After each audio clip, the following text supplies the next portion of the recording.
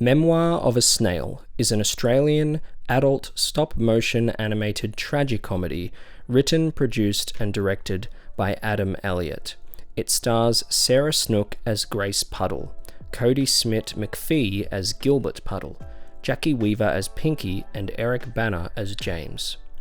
The film follows the trials and tribulations in the life of lonely misfit Grace Puddle, from childhood to adulthood. In 1970s Australia, Grace's life is troubled by misfortune and loss. After their mother dies during pregnancy, she and her twin brother, Gilbert, are raised by their paraplegic, alcoholic, former juggler father, Percy. Despite a life filled with love, tragedy strikes anew when Percy passes away in his sleep. The siblings are forcibly separated and thrust into separate homes. This review will be spoiler-free. The film's plot is loosely based on Elliot's own life, and you can feel that. You can tell that the many profound lines of dialogue that the characters speak here are genuine and heartfelt thoughts that have come from Elliot's own experiences.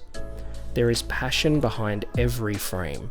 The film was painstakingly developed over an 8-year period, and you can see that every single shot holds purpose.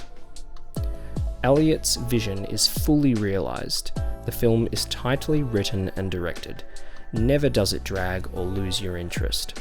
Every moment is there for a reason, and each scene flows into the next one like wine. Just like real life, whenever a point is made or a sequence arrives at its conclusion, you expect a moment of levity. But the film consistently launches into unexpected places that can resonate with you on a deep level or just make you laugh. You may think that the story beat of sibling separation is a cliche one. Sure it is, but it is done so beautifully here that the idea of it being cliche isn't even a thought you have while watching. It earns every moment. As an Australian, it is always a thrill to see my culture depicted genuinely on screen.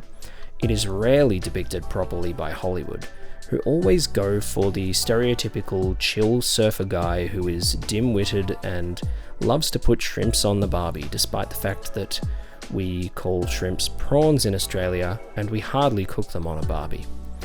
To see Luna Park and Brunswick Street, etc. makes everything in the film feel so real to me personally. I know if you're from another country you're not going to feel that way, but you have to understand that despite how used to American films I am, there is a fantasy involved with them.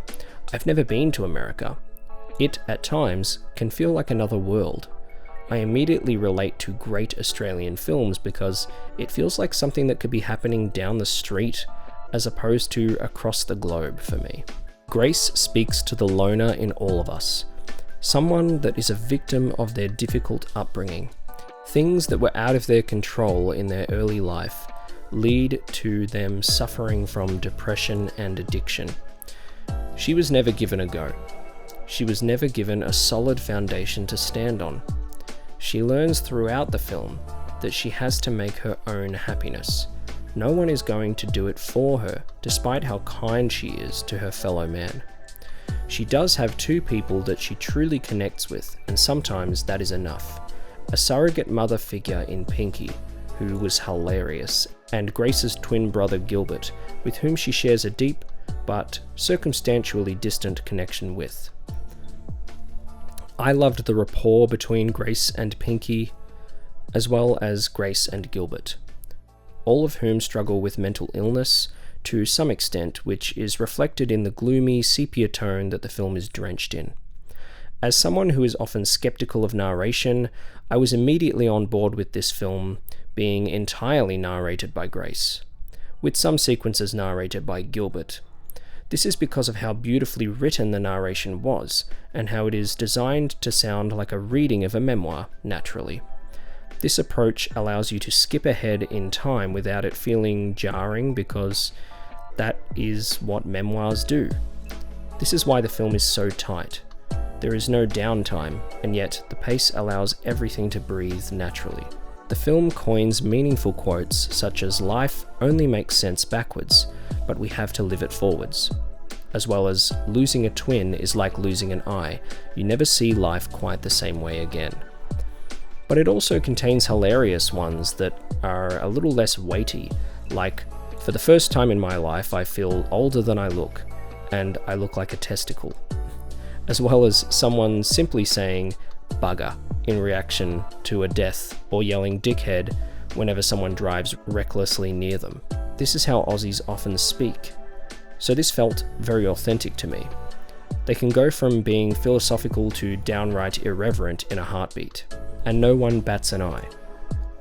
The performance from Sarah Snook carries a lot of weight. As voice performances go, it is one of the best that I have heard in a long while.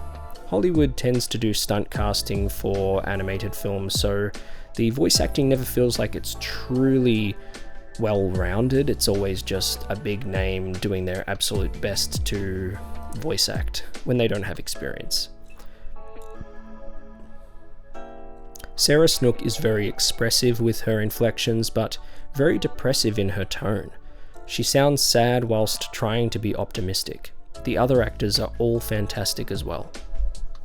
The connection that Grace makes to snails is a great way of not only creating metaphors connecting to a snail's plight that align with the human condition and experience, but to show the comfort and kinship Grace finds with snails.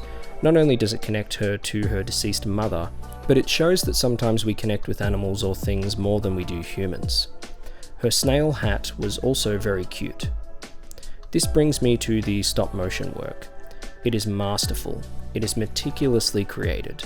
There is so much expression in the characters.